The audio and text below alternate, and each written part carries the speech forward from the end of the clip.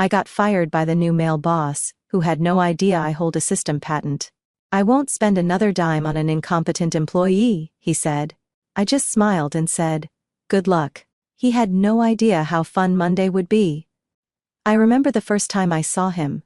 Maxwell Granger. He walked into the main office, like he'd just been handed the world on a silver platter. Black tailored suit, Rolex gleaming, confidence dripping from every inch of his 6-foot frame, and not a single clue about what we actually did. "Call me Max," he said, flashing a grin that didn't quite reach his eyes. "I like things lean, fast, and efficient. We're going to do great things, starting now." There was a beat of silence, then the kind of forced clapping you only hear in company town halls and kindergarten performances. I stayed quiet, arms crossed. I'd been with Nexora Systems for nearly 9 years. I'd outlasted 2 CEOs, 4 restructurings, and a corporate buyout. I knew how to play the game. But Max, he was about to learn. The first week was chaos. Max canceled our regular project review meetings and replaced them with vision strategy syncs. He fired 3 mid-level managers by Thursday, 2 by email. Then he started making changes to our flagship software product, despite not understanding the system architecture. That product, by the way, I built it. 6 years ago, after a failed acquisition nearly tanked us, I designed a new back-end infrastructure, streamlined, secure, scalable. And I didn't just design it. I patented the system under my name. A protective move encouraged by the previous CEO who said, "Emma, if you ever leave, we'll be begging you to come back." It was buried in my employment contract. Just another clause. Most execs never bother reading. But Max hadn't read a thing. By the second week, he started calling me tech lead instead of my actual title, Director of Systems Architecture. Small insult, but telling. He avoided eye contact in meetings, interrupted me mid-sentence, and praised junior staff for ideas I'd already presented. Classic power play, demean, discredit, dismiss. I kept my cool. I always do, but I started documenting everything. Then came Friday morning. Max strolled into my office, leaned against the doorframe like he was starring in a bad corporate drama, and said, "Emma, can we talk?" I gestured toward the chair across from me. He didn't sit. "I'm going to be blunt," he said, in the tone men use when they think honesty as a favor. "You've been here a long time, maybe too long. Things are changing, and we need people who move at a different pace." I raised an eyebrow. Meaning, I'm letting you go. Effective immediately. We've decided your position is redundant. You'll get a severance package, of course. HR has the paperwork. It was so rehearsed, so smug, I almost laughed. Instead, I leaned back in my chair and looked at him, really looked at him. He had no idea what I owned. No idea what that one line in my contract meant. No idea that without me, without my explicit written consent, the company couldn't legally continue using the system running 82% of its operations. But I didn't say any of that. I just smiled. A calm, polite, deliberate smile. "Understood," I said, standing to shake his hand. He didn't take it, just nodded and turned away like he was already done with me. As he walked out, he threw one last comment over his shoulder. "I'm not about to spend a dime on an incompetent employee who peaked 5 years ago." My smile didn't falter. "Good luck, Max." He paused at the door, probably confused by how calm I was, then he left. I packed my things slowly, methodically, a few personal items, a plant I'd somehow kept alive for 5 years, a USB stick with nothing on it but photos from the last team off-site. As I walked through the open plan office, a few heads turned. Some people looked away, embarrassed. Others gave me small, sympathetic nods. No one said anything. That's how fear spreads in places like this, quietly. By the time I got to my car, my hands were trembling. Not from sadness, from adrenaline. I wasn't angry. Not yet. I was curious. How long until they realized what they'd done? I knew the answer. Monday. The weekend passed like a slow brewing storm, quiet, heavy, and laced with static. I didn't tell anyone I'd been fired. Not my sister who always said I worked too hard. Not my best friend who would have shown up with red wine and a 5-point revenge plan. And definitely not my ex-husband who had once called me too intense and married to your work. I needed silence, space, perspective. Friday night, I went for a long walk around the city, past the quiet cafes and closed bookstores, letting the cold night air numb the sting of betrayal. I wasn't mourning the job. I was mourning the insult. The ignorance. The idea that someone who had never written a line of code could walk in, strip away years of sweat and sacrifice, and call it redundant. By Saturday morning, I was ready to work. I pulled out the contract from my personal files. It was all there in black and white. The patent listed under my name. The clause, reviewed and notarized. A carefully worded section that gave me full rights over the architectural system I had built. Nexora had a licensing agreement for its use, one that required my explicit participation for renewal, updates or scaling. And that agreement, it was due for renewal, Monday. I let out a small laugh, not because it was funny, but because the timing was poetic. By 3 p.m., I'd sent an email to Nexora's legal department, not from my old company account which had already been deactivated, but from my personal address. The subject line was simple. Notice of intellectual property usage expiration. Immediate attention required. I kept it factual. Calm. No drama. Just a reminder that per our licensing agreement, the company's right to use the system would expire at midnight Sunday, unless renegotiated directly with me, the patent holder. Failure to comply would constitute a breach of IP law, and continued use beyond that point would trigger legal consequences. I signed it formally, professionally.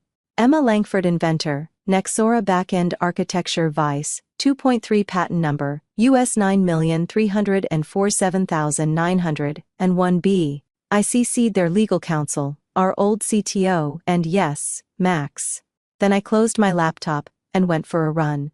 4 miles through foggy side streets, dodging tourists and street vendors, feeling the tension bleed from my body.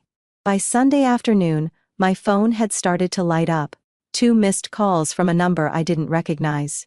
1 voicemail from HR. Emma, we're hoping to clarify something regarding your separation agreement.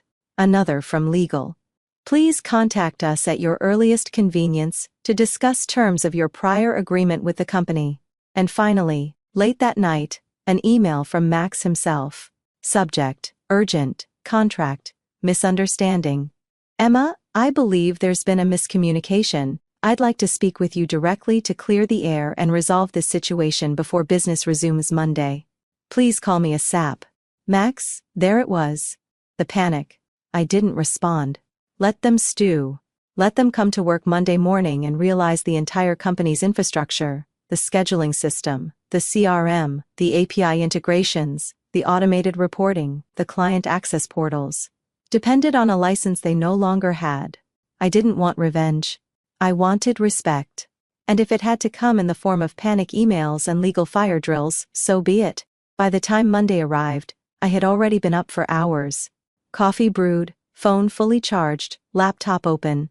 I sat on my couch in leggings and an oversized hoodie watching the clock tick toward 8 a.m., the official start of the Nexora workday. At 8:07, my inbox exploded. System error. Backend authentication failed. Urgent. Clients cannot access dashboard. Emma, please call me now. From Max? Then came a text from Nicole, an old friend in product. Nicole, did you do this? Please tell me you did this. Max is losing it. Whole system's down. Meetings cancelled. Clients calling non-stop. The board's been looped in. I smiled. Not out of malice, out of clarity. This wasn't sabotage. This was what happened when people in power assumed competence without proof and dismissed value without understanding it. At 8:31 my phone rang. This time, I answered. Emma. Max's voice cracked through the speaker. Forced calm layered over full-blown panic. We need to talk. I had no idea about the patent situation. Let's get you back in the office. And I cut him off gently. I'm happy to talk, Max, but not about a job. We're discussing licensing now as an external partner. Silence. Emma? He said again, voice lower. Let's not make this personal. Oh, I replied. It's not personal. It's contractual. Then I hung up. And just like that, the real negotiation began. I walked into the Nexera building at 9:12 a.m. on Monday morning, not through the back employee entrance, but through the front lobby. My heels echoed across the marble floor, crisp and deliberate, the sound unfamiliar to me after years of slipping in unnoticed with a travel mug and laptop bag. This wasn't a return. It was a reintroduction. The receptionist blinked when she saw me. "Miss Langford?" I smiled. "I have a meeting with legal." She nodded quickly, clearly unsure of what was happening, and picked up the phone. Her hand trembled just slightly as she dialed. I could feel the energy in the room shift, the way people paused mid-conversation, the glances from employees pretending not to look. "Take the elevator to the 7th floor," she said. "They're waiting." As I stepped in and the doors closed, I caught my reflection in the mirrored panel, confident, unshaken. But beneath the surface, my heart was thudding, not with fear, with focus. I'd spent the weekend preparing for this moment, not just to defend my work, but to define my value. When I entered the legal conference room, the tone was cautious. The company's general counsel stood up to greet me, followed by 2 members of the internal legal team and a senior advisor I recognized from an old merger. Max was not there. I took a seat at the far end of the table. "Let them come to me." "Emma," the general counsel began, his voice smooth but clipped. "We appreciate you coming in. We want to get ahead of this and resolve things amicably." "Of course," I replied. "I'm all for clean resolutions.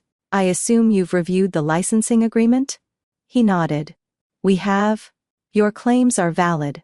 The system patent is registered under your name, and per the agreement, continued use without your consent constitutes a violation. And the renewal date?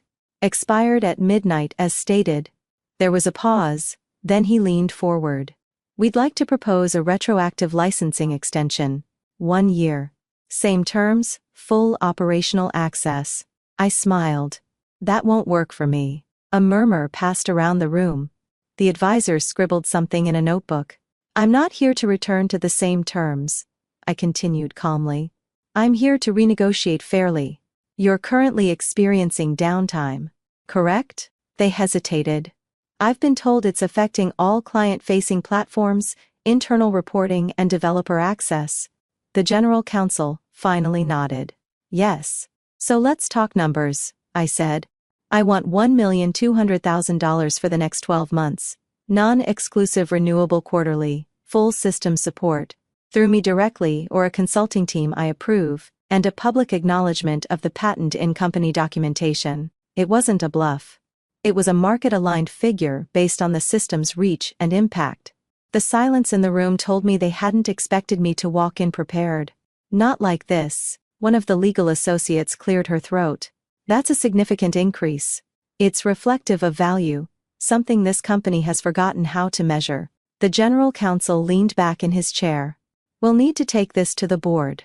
"I'll wait," I said simply. "But just so you know, each hour of delay affects client trust, your reputation, your stock trajectory." I'd advise moving quickly. They didn't argue. At 10:03 a.m., as I waited outside the conference room with a bottle of water and my phone on silent, I spotted Max pacing the hallway just beyond the glass. He hadn't seen me yet. When he finally did, his expression froze. Then it shifted, first to confusion, then to something else, recognition. He walked toward me, his steps slower than usual, controlled. "Emma," he said, his voice forced into civility, "I didn't expect you'd come in person." "No, Max," I replied evenly. "You didn't expect a lot of things. I think this has gone too far." He started, hands in pockets, trying for casual. "We should have had a conversation before lawyers got involved." "You mean before you fired me?" I raised an eyebrow. "That decision was based on incomplete information." "No," I said, standing. "That decision was based on ego. And now you're dealing with the consequences." He opened his mouth again, but I didn't give him the chance. "I'm not angry, Max. I'm simply done being underestimated. I've documented everything. The patent, the licensing terms, your email firing me without cause. I'm not here to argue. I'm here to negotiate. If you want to salvage this deal, and maybe your job, you'll let legal do their work." His jaw tensed. I walked past him back toward the meeting room. "Oh, And Max? I said, turning over my shoulder. Good luck. That word again. Luck. Something I never needed. By noon the conference room was full again. Only this time, the energy was different, tighter, sharper. The board hadn't joined, but I could feel their presence looming behind every word the legal team spoke. The stakes had changed. What was once a miscommunication was now a legal crisis with operational fallout and stockholder implications. I didn't flinch. The general counsel sat directly across from me. He looked less polished than earlier. Tie loosened, jaw clenched. We've reviewed your proposal, he began, measured. And while we find the terms aggressive, accurate, I corrected. He paused, nodded. Accurate. We're prepared to accept the licensing rate with a caveat, 6-month contract. Renewable quarterly as you suggested. Public acknowledgement. We'd prefer to phrase it as technical collaboration rather than a full patent credit. I leaned forward. No. His brows lifted. Excuse me? I want it stated clearly and publicly. System designed and patented by Emma Langford. No spin. No sanitized language. The company ran on my architecture for 6 years, and you've all benefited from it. I'm not walking away nameless so Max can save face. The room stilled. The associate to the left glanced at her notes but didn't speak. The advisor scribbled something again. The general counsel adjusted his glasses. We'll take that to the board. Do that. I stood, gathering my folder. And while you're at it, I'd advise transparency. The SEC doesn't take kindly to unreported licensing conflicts that impact system functionality that landed like a hammer, because that's the game no one likes to admit in public. How a single system's failure, especially due to intellectual property misuse, can shake investor confidence, trigger audits, or worse, lead to delisting threats. I knew their playbook better than they thought, and now I had my own. As I walked out into the corridor, I spotted Nicole again. This time in a corner near the elevators. She gave me a look. Half shock, half admiration. They're calling you the firewall upstairs, she said with a grin. I smiled faintly. Better than being called redundant. She laughed, then lowered her voice. People are talking, Emma. Max is in full spin mode, telling the board it was all a misunderstanding, claiming you never disclosed the licensing expiration. That's a lie, I said calmly. But let him talk. Truth doesn't need volume. Nicole leaned closer. Everyone saw the memo. You CC'd legal before the deadline. There's paper everywhere. The interns are whispering about it like it's Watergate. I didn't reply right away. My mind was already moving ahead to the second wave because reclaiming control wasn't enough. I wanted accountability. The next morning, I sent a follow-up email. Not to legal, not to Max, but directly to the board chair, using the address I'd quietly kept from an old initiative we'd collaborated on years ago. The subject line was short, RE, System Licensing, Public Statement, and Leadership Conduct. I was respectful, concise, factual. I outlined the scope of the patent and its operational necessity, the termination and licensing conflict timeline, Max's decision to fire a key systems architect without reviewing internal IP obligations, the false narrative he was now pushing. I closed with a simple question. If this is how he handles internal resources, how do you expect him to manage external partners, vendors, or regulators? By that afternoon, the response came, not from the chair, but from a senior board liaison. Emma, thank you for your clarity and professionalism. Please know that we take this seriously. We'll be reviewing the matter internally with all documentation you've provided. In the meantime, we support the licensing arrangement and expect it to be finalized within 48 hours under the terms you've proposed. We regret that the company's leadership did not recognize your contribution sooner. I stared at the message for a moment, then leaned back in my chair. It wasn't a public apology, but it was a shift, not just in the narrative, but in the power dynamic. Later that night, I got a message from Nicole again. Nicole, Max is freaking out. The board's meeting early tomorrow. His assistant said he's been calling in favors trying to control the story. I typed back slowly. Let him try. I've got the truth. And a paper trail longer than his resume. The next day would be more than a license deal. It would be a reckoning. The board met at 9 a.m. sharp on Wednesday morning. By 9:23, I was looped in, not by Max, not by legal, but by the board chair himself. The email was brief, but the tone was clear. Please join us for a closed session at 11. Your insight will be valuable to the ongoing discussion. That word again, valuable. 2 weeks ago, I was incompetent. Now I was valuable. The irony would have been funny if it weren't so revealing. At 10:55 a.m., I entered the executive boardroom on the top floor of the Nexora building.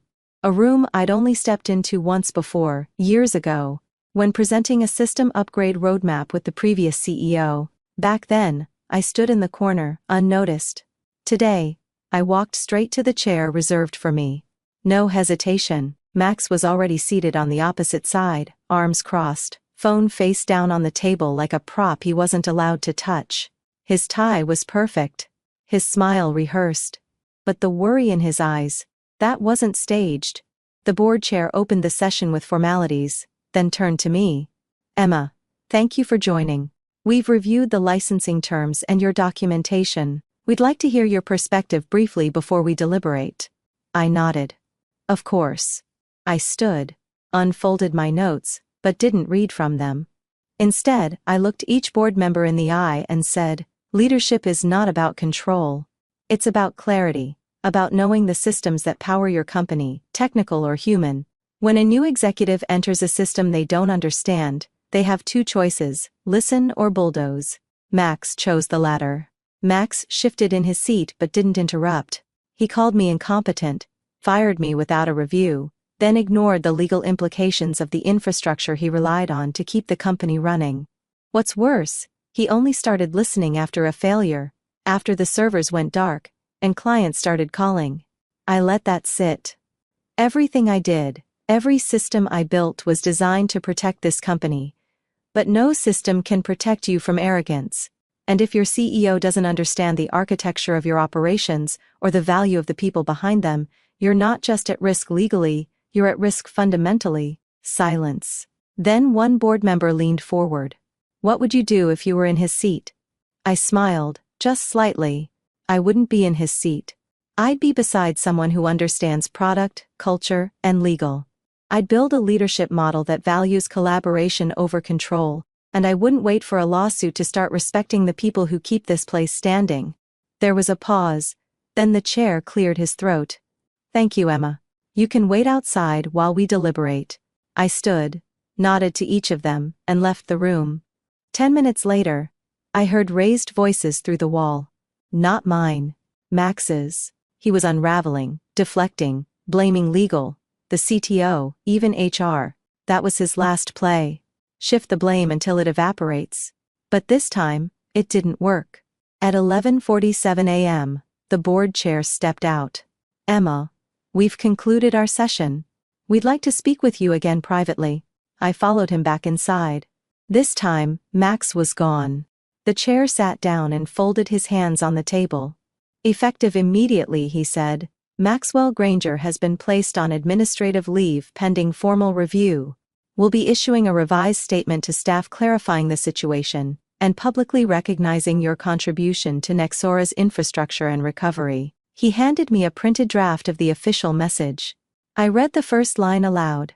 We acknowledge Emma Langford's leadership, innovation, and intellectual property as vital to Nexora's success. It hit me harder than I expected. Not because I needed the recognition, but because I knew how many women in tech never got it. How would you like to proceed? The chair asked. I've already agreed to the licensing, I said, but I'd also like to offer consulting.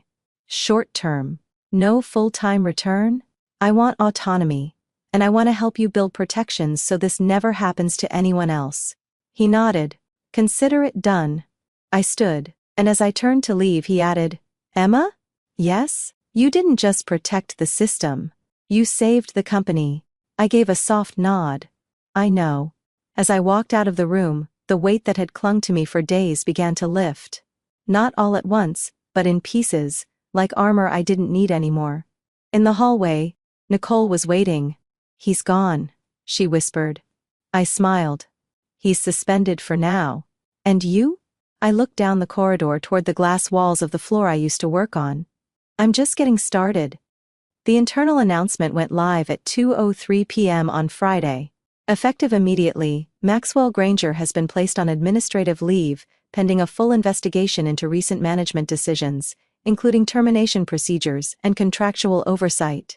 Nexora Systems also formally acknowledges Emma Langford as the architect of our core infrastructure. Her patent and licensing terms are now part of our official operating agreement. We are grateful for her continued partnership and leadership through this transition. The message was simple, but inside the company, it hit like a thunderclap. By the time I left the building that day, the silence in the hallways had turned into cautious smiles, quick nods, murmured congrats from people who hadn't made eye contact with me in weeks. It wasn't vindication I was after. It was acknowledgement. And more than that, it was change. The following Monday, I met with legal again. This time, not as a crisis point, but to propose a new framework, a system that would safeguard internal innovations and protect employees from leadership malpractice. It included automatic IP contract reviews during leadership transitions, anonymous whistleblower reporting tied directly to board oversight, a mentorship program for junior engineers focused on ownership, credit, and boundary setting. I didn't want to just leave with a win. I wanted to leave something behind. Within a week, the consulting agreement was finalized. I would stay on for 90 days, helping stabilize the system post-panic and prepare the next lead architect to take over. My terms, my pace. People still asked me if I was coming back full-time. The answer was always no. Because even though I loved the work, the company had changed, and so had I. One afternoon, 2 weeks into my new role, I stood outside the building after a long meeting and noticed a group of interns walking by. One of them, a young woman with thick glasses and a nervous smile, paused when she saw me. "Are you Emma Langford?" she asked. I nodded. Her face lit up. "I just wanted to say thank you. What you did, it's kind of legendary. We talk about it all the time in the Slack channels. You made it okay for people to speak up." I smiled genuinely. "Then keep speaking up," I said. "Don't wait for permission." She nodded and jogged to catch up with her group, leaving me with a strange feeling.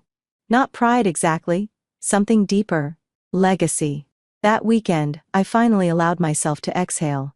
I took a train out of the city, switched off my phone, and watched the world blur past the window. For the first time in months, my mind wasn't looping strategy or contingency plans. Just silence. Peace. That night, I journaled for the first time since this all began. One line stood out. I was never asking for power. I was asking for recognition, and when they couldn't give me that, I made my own table instead of begging for a seat at theirs. In the weeks that followed, news trickled out. Max's leave became permanent. The official language cited irreconcilable leadership differences. There were whispers about other complaints, other terminations swept under the rug before mine. The company's culture began to shift slowly but visibly. Exit interviews were being restructured. Internal training now included IP awareness. And for the first time, credit attribution was baked into engineering milestones. A few execs tried to rewrite the story. Emma was always part of the team. One said on a panel, "We've always valued her expertise." I didn't correct them. I didn't need to. The people who mattered knew the truth. So did the code. The architecture I built still held, and my name was finally where it belonged, on the system, in the credits, and in the story. Months later, I received a handwritten letter from the board chair. "Emma, you changed how we think about leadership, not by fighting, but by standing firm. Thank you for showing us what real authority looks like." David, I kept it in the same drawer where I'd once stored my severance papers, a reminder of where I'd started and where I refused to end. Today, I lead my own consulting firm. I work with companies who want more than flashy leadership. They want sustainable systems and empowered people. I choose my clients carefully. I set my own boundaries, and I never sign anything without reading the fine print. Because in the end, the story wasn't about revenge. It was about value, visibility, and the quiet, steady strength of someone who refused to disappear when the system tried to erase her. So to anyone out there who's ever been underestimated, pushed aside, or labeled difficult for simply knowing their worth, here's my advice. You don't need to shout to make an impact. You just need to know who you are and never hand that power over to someone who doesn't. Because when they fire you thinking they've silenced you, all they've really done is light the match.